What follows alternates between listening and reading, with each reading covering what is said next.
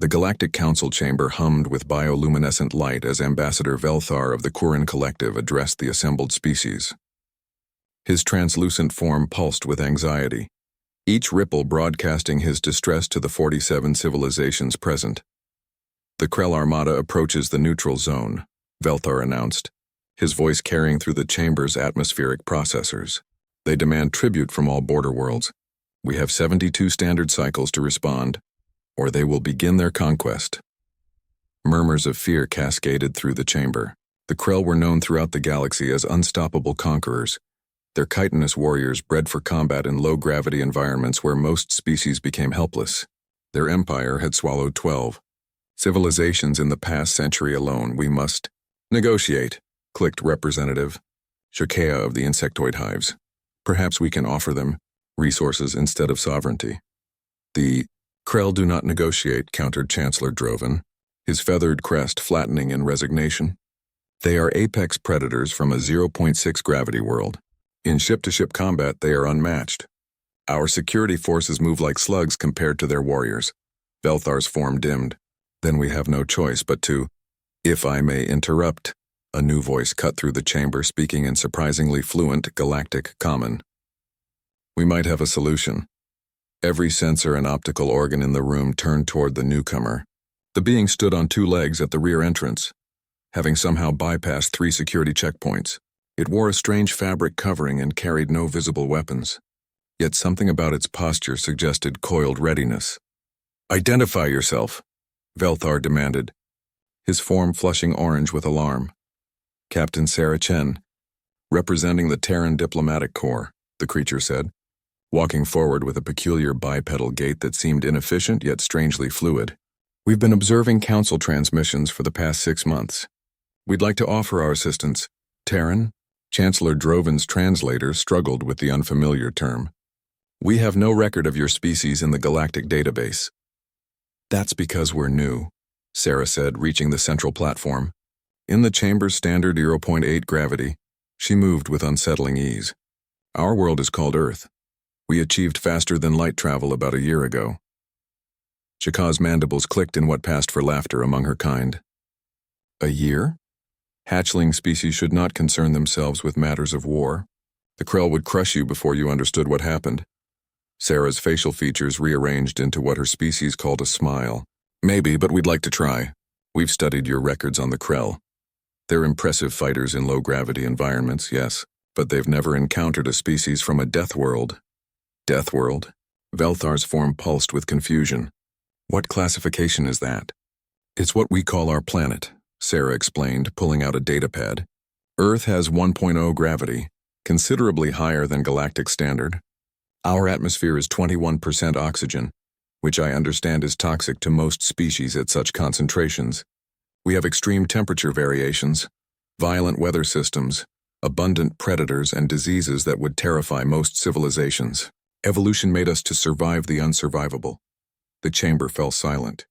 Several species began accessing their databases, pulling information on Earth's stellar neighborhood. "Impossible," Droven whispered, his crest standing erect. "The planet you describe orbits a G-type star in the Sol system. We classified that entire region as uninhabitable. The radiation alone should—" "We evolved under it," Sarah interrupted. "Our star is what you'd call dangerously active. Our moon, we have a massive natural satellite, creates tidal forces that kept our planet geologically volatile. We evolved not just to survive our world but to thrive in it. High gravity, high oxygen, high radiation, extreme conditions. It made us strong. It made us fast. It made us adaptable." Shaka's translator crackled as she processed this information.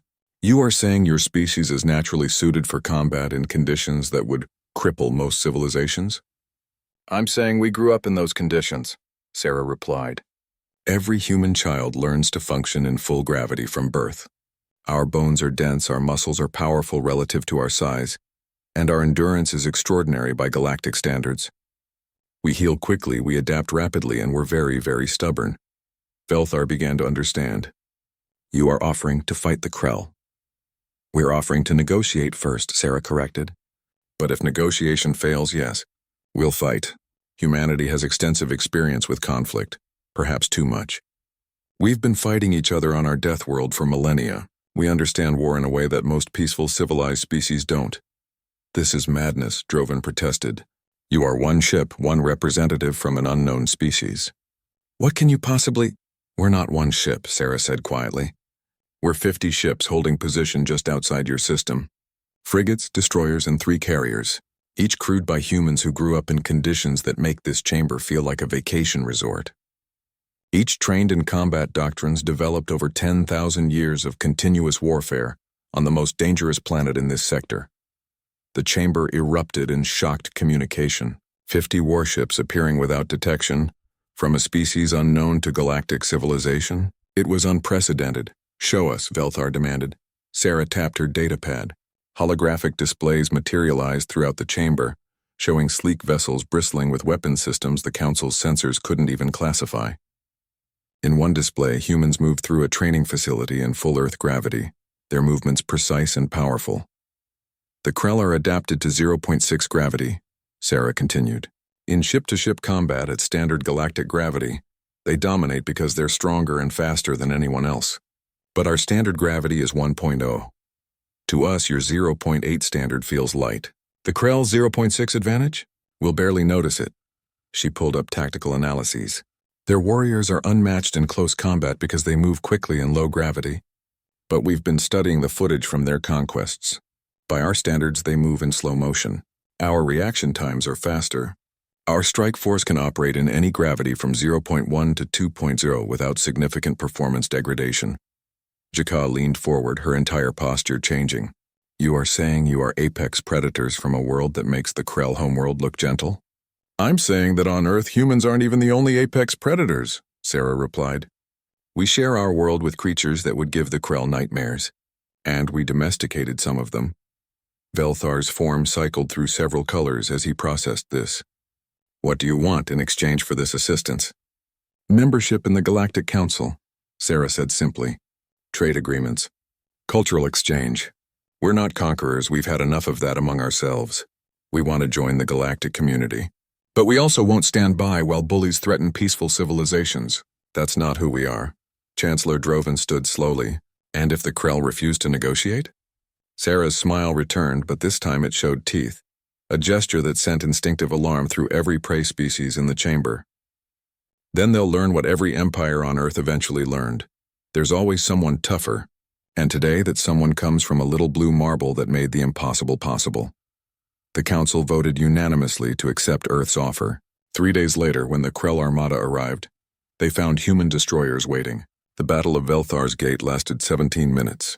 The Krell, facing opponents who moved with impossible speed in normal gravity, who shrugged off accelerations that would pulp most species, and who fought with a ferocity born from surviving the most dangerous planet in known space, retreated for the first time in their empire's history. The galaxy would never look at that quiet yellow star the same way again. The Deathworlders had arrived, and the cosmic balance had shifted forever.